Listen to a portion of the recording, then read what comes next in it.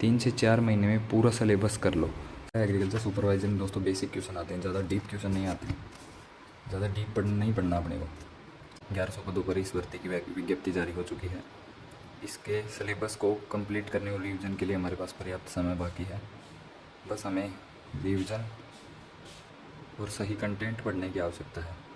आज हम बात करते हैं इसकी तैयारी कैसे करें। सबसे पहले आपको बता दूं, इसमें टोटल 100 क्वेश्चन आएंगे और टोटल एक क्वेश्चन 3 नंबर का है, तो टोटल 100 क्वेश्चन 300 मार्क्स के हो गए। 1/3 इसमें नेगेटिव मार्किंग भी है, यानी कि 3% गलत करने पर एक सही वाला पर्सन के नंबर कट जाएंगे। इसमें मुख्यतः 3 सब्जेक्ट होते हैं, एग्रीकल्चर, राजस्थान जीके और हिंदी।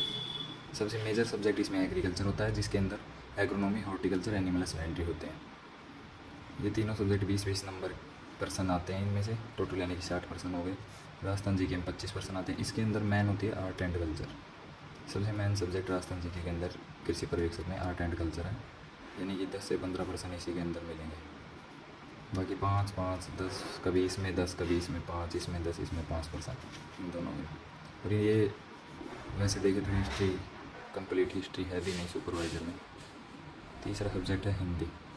हिंदी भी बहुत छोटा ही सिलेबस है इसका, क्योंकि इसमें आपको संज्ञा, सर्वनाम, क्रिया, विशेषण ये सब पढ़ने की आवश्यकता नहीं है। आपको सीधा वर्ण से शुरू करना है, स्वर, व्यंजन वगैरह, संधि वगैरह स्टार्ट हो जाएंगे, वो है। अब इसके लिए बता दो दोस्तों, आपको बेस्ट बुक कौन कौन सी। इसमें से बेस्ट बुक है फॉर एग्रीकल्चर के लिए 11th-12th की।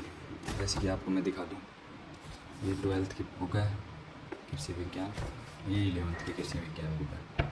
तो दोस्तों एग्रीकल्चर की 11th-12th, बट इसमें से थोड़ा सा हाई लेवल के क्वेश्चन आते हैं 11th-12th से। लेकिन जब आप ये कवर कर लोगे, उसके बाद आप एक और बुक, कोई भी बुक पढ़ सकते हो एग्रीकल्चर की बेसिक।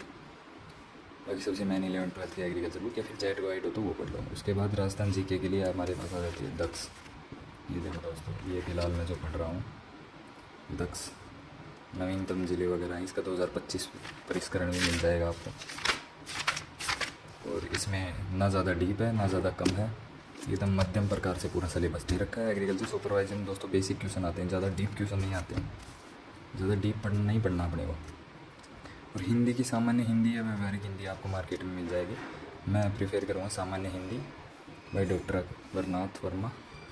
उसके बाद हम आ जाते हैं रणनीति। दोस्तों ये भी सबसे महत्वपूर्ण बात है।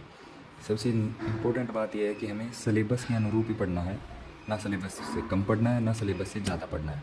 अपने को ज्ञानी नहीं बनना है, अपने को भर्ती में सिलेक्शन लेना है तो सिलेबस के अनुरूप पढ़ाई करनी है। कंटेंट पर भरोसा होना चाहिए, एक ही कंटेंट रखो और वो ही बार बार पढ़ो, ना कि 10 बुक हैं, 10 को एक बार भी नहीं पढ़ पाए या फिर एक बार पढ़ रहे हैं, उससे कुछ फ़ायदा नहीं। इससे सही एक बुक है, इसको 10 बार पढ़ लो। तो कंटेंट पर भरोसा रखो, एक ही कंटेंट को बार बार पढ़ो। अलग अलग पढ़ेंगे तो भ्रमित हो जाएंगे, कन्फ्यूज़ हो जाएंगे। 3 से 4 महीने में पूरा सिलेबस कर लो। सिलेबस पूरा होने के बाद MCQ पिछले ईयर्स में, पिछले एग्रीकल्चर सुपरवाइज़र के भर्ती में आए गए पेपरों को सोल्व करो, मॉक टेस्ट दो और देखो कि गलती कहाँ पर हो रही है, उस गलती को कम से कम करो। नेगेटिव मार्किंग को कम से कम करना है। ये अपनी रणनीति दोस्तों, पसंद आए तो लाइक करना, सपोर्ट करना।